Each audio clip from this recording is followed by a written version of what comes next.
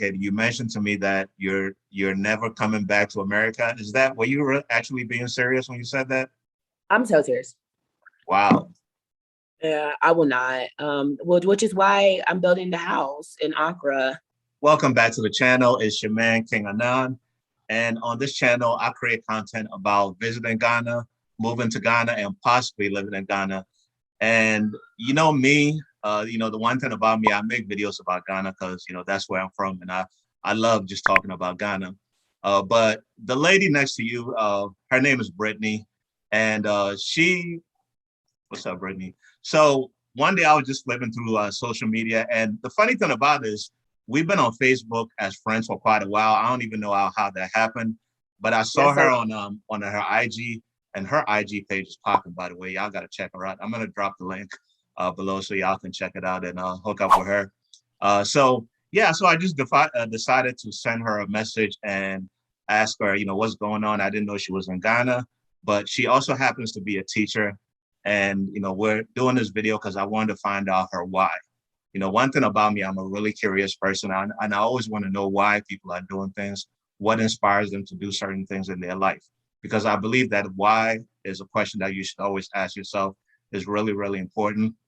So this video is basically about her why of what she's doing, how she's doing it. So I'm going to let you introduce yourself, Brittney, and we're going to go from there. Well, hello, my name is Brittney Caldwell. I am a 29-year-old teacher from Washington, D.C. area, DMV, by way of Atlanta, Georgia. And right now I'm currently living in between Accra and Nairobi. I have an international teaching job that I took here in Nairobi on a 2-year contract. And in the meantime, I'm building a house in Accra, Ghana, and spending a lot of time there volunteering and just doing my thing there. So it's like I'm a Pan-Africanist right now. I'm a Black expat in Africa right now.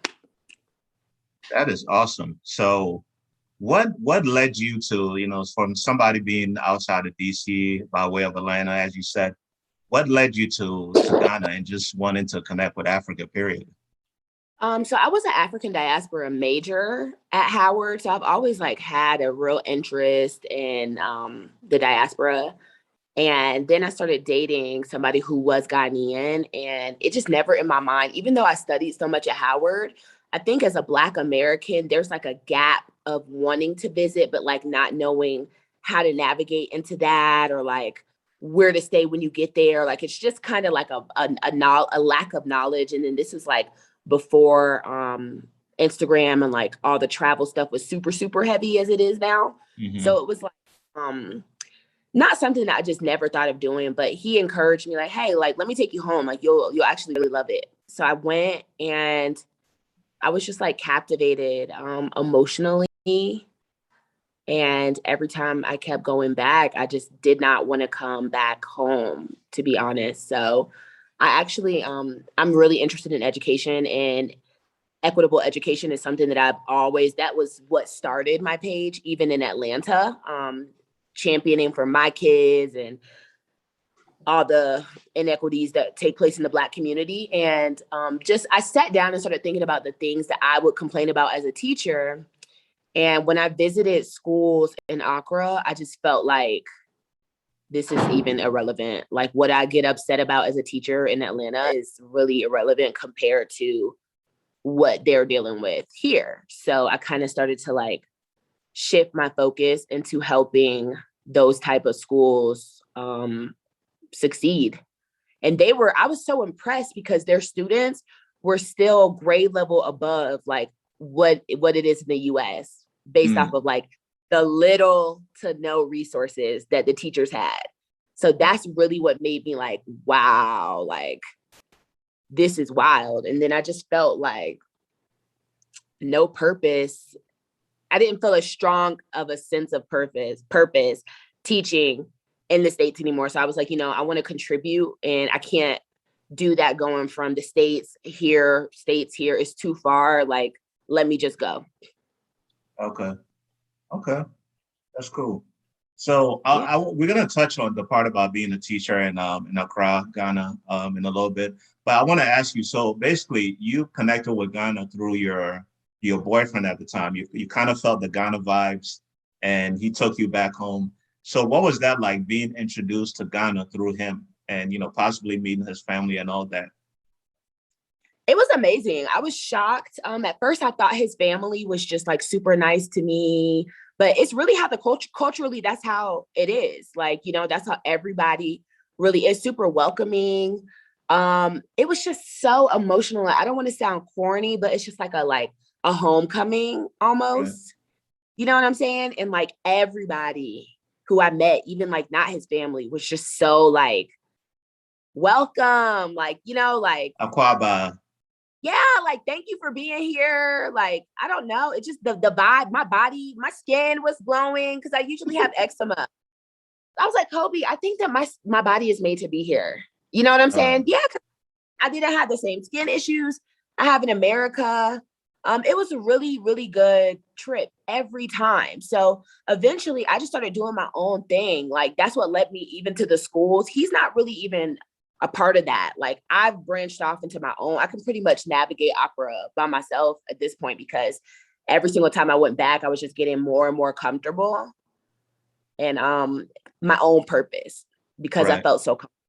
Yeah. So it was amazing. Like every time I went, just kept getting better. Right. So you've gotten used to the foods, the traffic, the little traditions and different things, the different idiosyncrasies of being in Ghana. Yeah, I can pretty much move on my own. I feel like I can shop by myself, like I can hit the streets by myself, I can ride the trotro by myself. Oh, you ride the trotro? Yeah, I've ridden the trotro. I've ridden the trotro. Wow. Every trip, but I know how to get on it and get off. Like I've Okay. taken it. Um Wow, I'm proud I of you for that. Because I know yeah, they're not the safest. no, I mean they're not, but during the day, I mean, not They'll get you around. yeah, nothing crazy is gonna happen. Right. I love it. Now, every time I've gone back, I've traveled further. Like, Mhm. I'm finally there so much I can like, okay, leave Accra to go to Boti Falls. Okay, go to Cape Coast. Okay, go spend a little couple days in Kumasi. So I'm just starting to feel like more at home. Oh wow, you're a Ghana girl already. Yeah, I'm kidding. No, you are. You got to pat yourself on the back for that.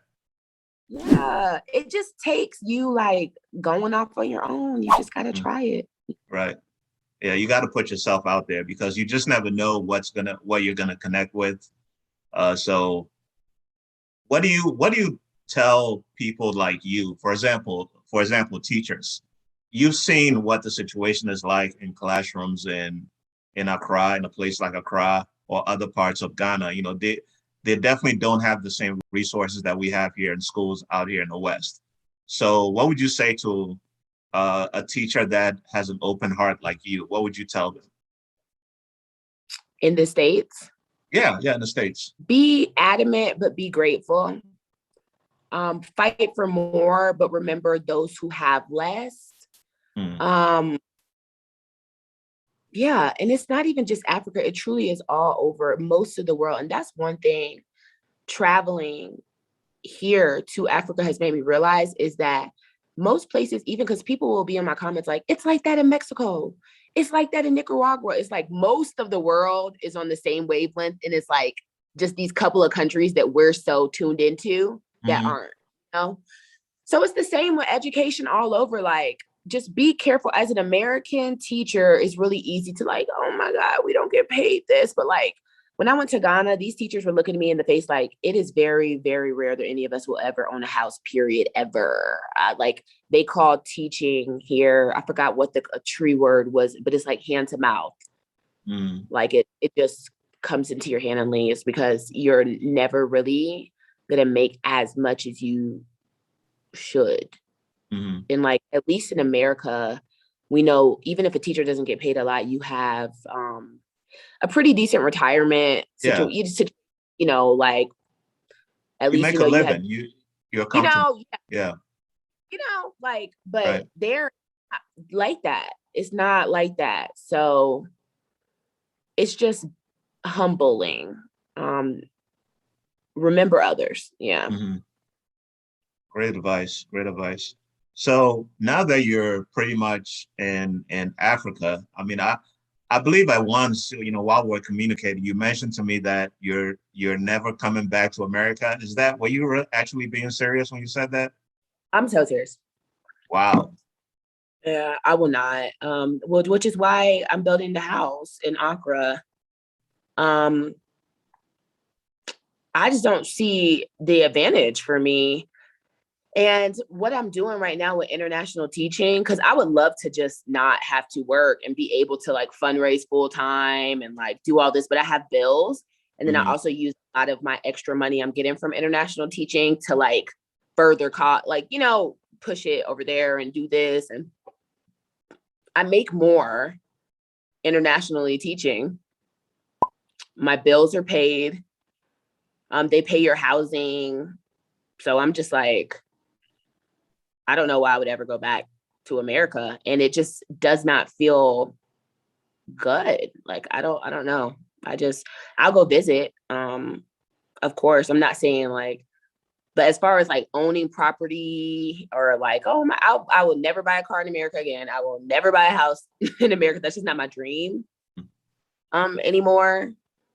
So yeah, I just want to flip it. So the way I used to be like in America traveling to Ghana, I want to be in Ghana traveling to America. I hear you. Okay.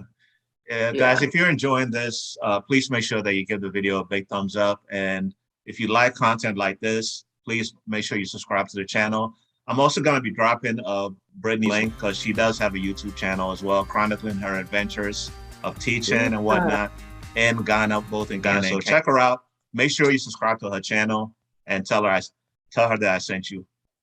Yeah, please. And say hello. And here's the thing, because even before I would be in Atlanta and I would be like on the Facebook groups. There's so many groups and like supports and like communities that you can build if you're feeling like unsure and like even with my boyfriend, because I don't want it to be like, oh, it was easier for you because you had your boyfriend over there. No, I went over there. I had like people I had met from the Facebook group because I've been very, very intentional and about building my own identity outside of him and Opera. Because I'm like, if stuff that worked between us, I'm still going to be living here, so I need a Right.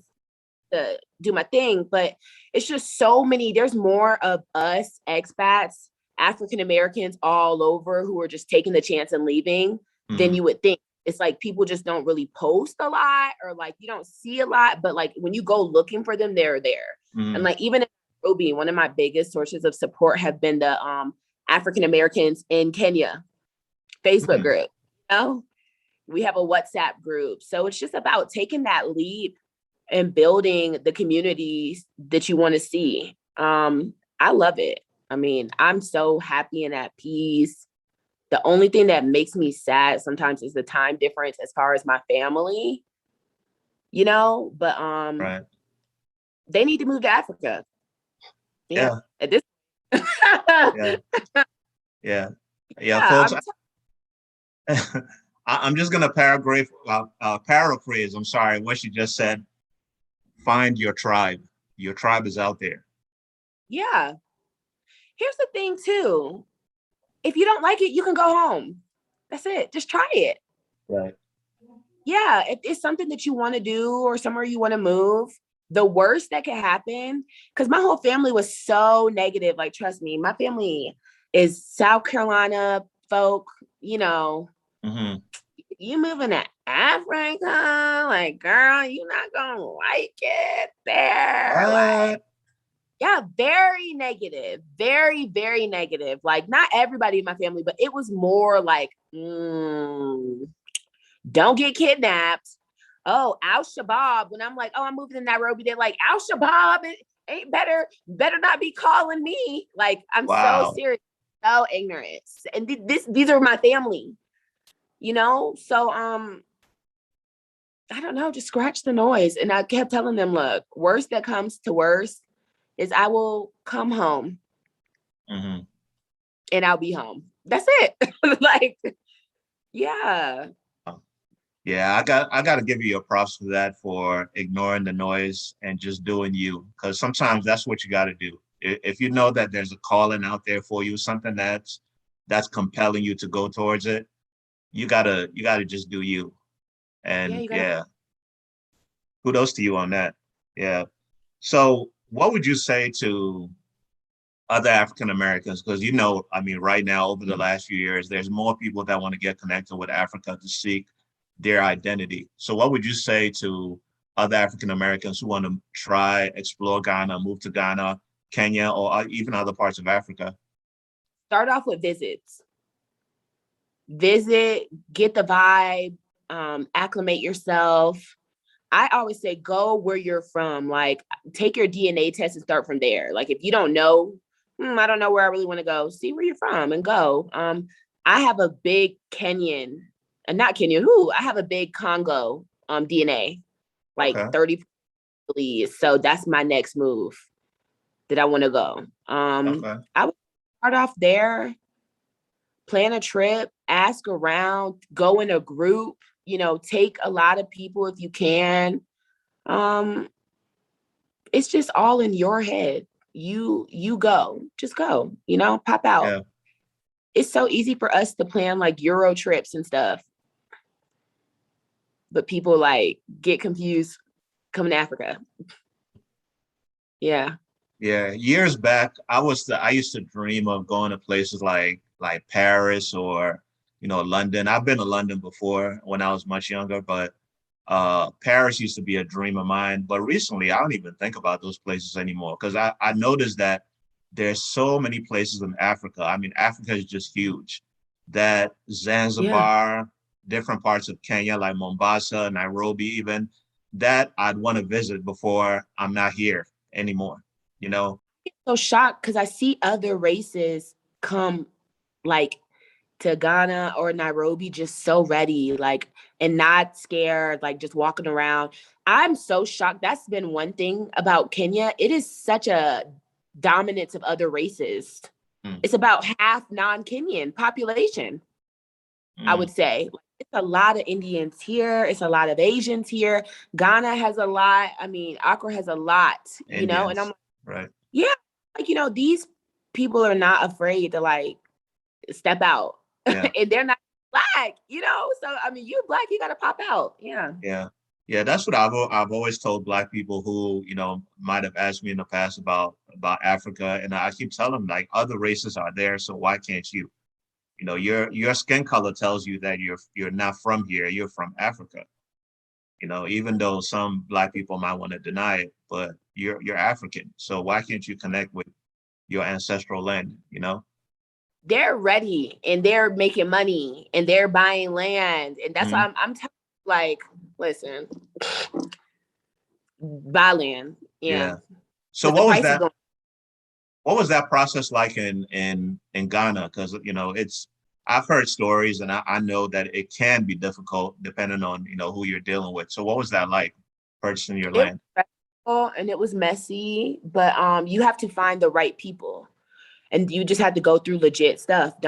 It's the same thing if you're buying a house in America. It's not always easy. It's a lot of paperwork. Me buying my house in Atlanta, but you just have to make sure you're working with a good agency, a good company, the Kings and all that stuff. If you are working with somebody who is knowledgeable, you won't run into those problems.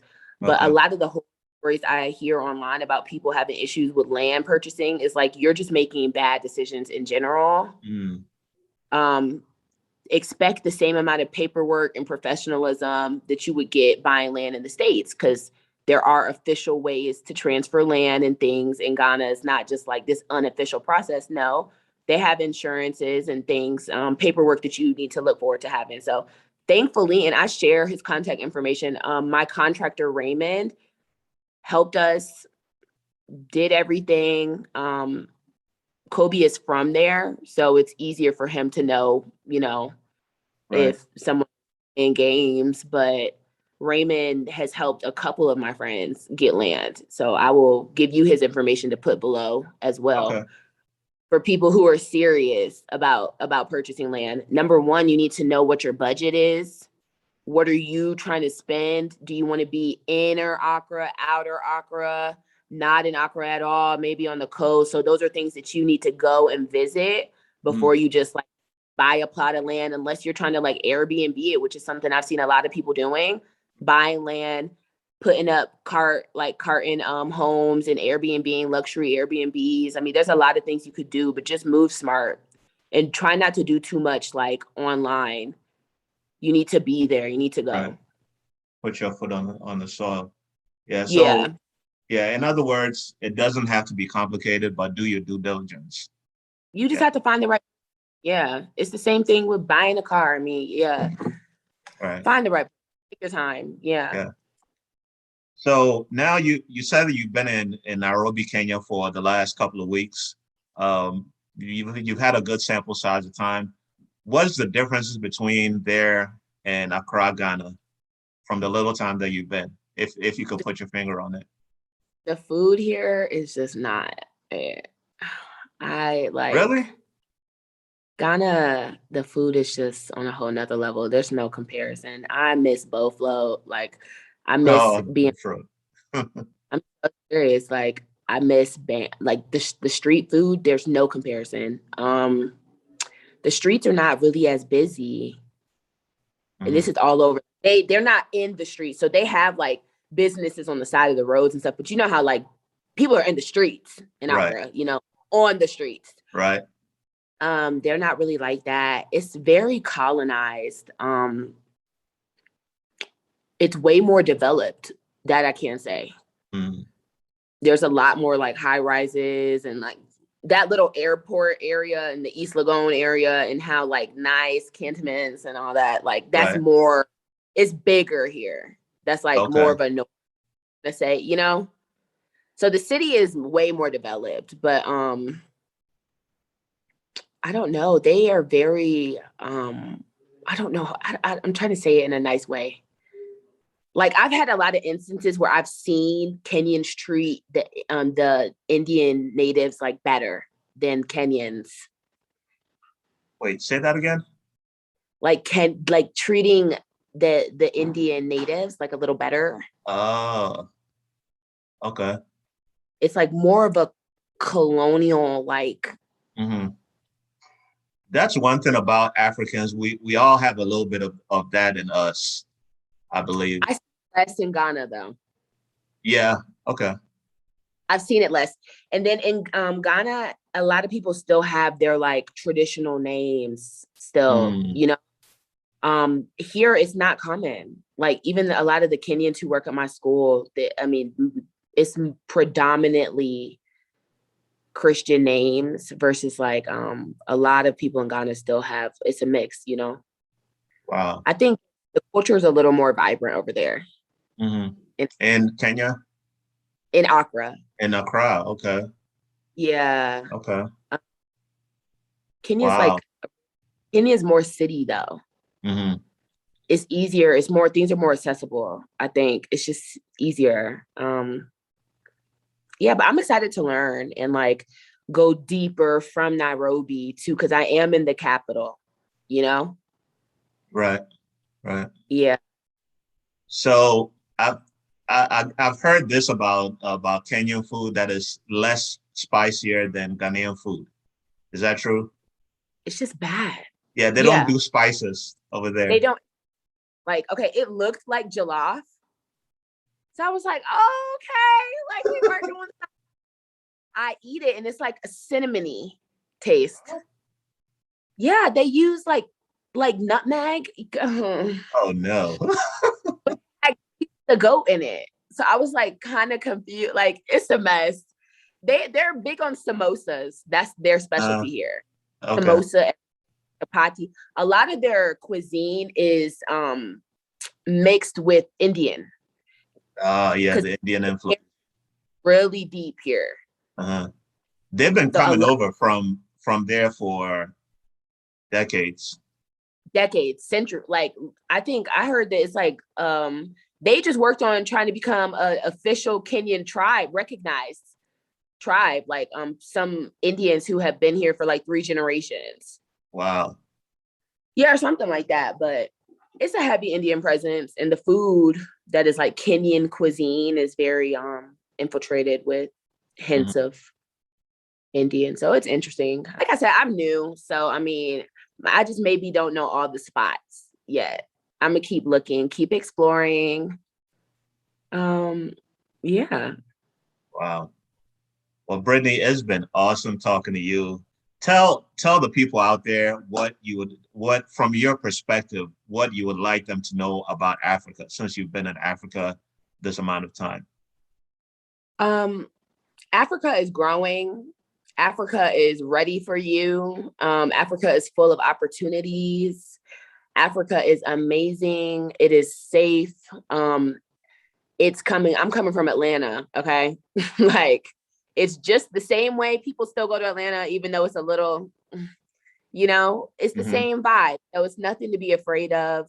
Here is definitely room for growth, peace, and opportunity. I myself emotionally have never just been this at peace until I started spending more time here. And I think it's just time. I mean, it's just really time for you to make your move. And if you're ready, there's people here like us here to help and answer questions and help you find your tribe.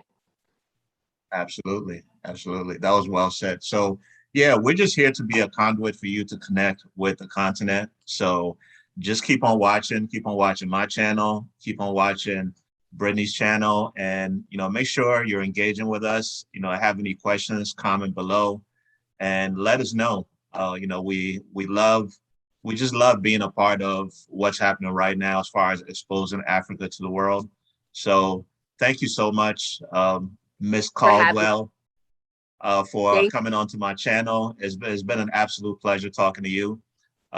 Be safe out there in Kenya. And yeah, I'm on my way to 1,000 subscribers. So please help me out. Join the Yes. family, join the community. I'm trying to build a community of people who can plug other African Americans into Ghana and Africa as an extension. So just ride with me. Thank you. Support me. Support is it Caldwell's Classroom is the name of the channel? Yes. Okay, and the link will be below. So thank you so much for joining us today. I really, really appreciate you guys. I hope you liked this video and you enjoyed it. The more you like it, the more I can keep creating content just like this so you can enjoy, so other people just like you can enjoy. Thank you so much. It's your man, King Anan, on behalf of Miss Caldwell, Caldwell's Classroom, and we appreciate you and we'll see you on the next video.